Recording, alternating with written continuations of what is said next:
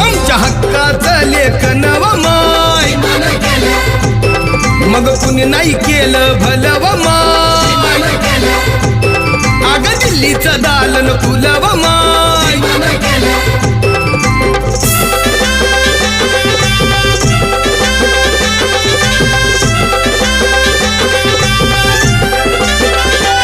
तुमच्या पोरानं शाळेत शिकावं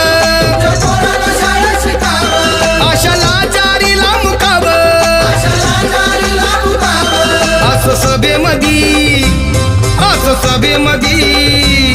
असं सभेमधी भाषण व माय मग कुणी नाही केलं भलं व माय अग दिल्लीचं दालन फुलं व माय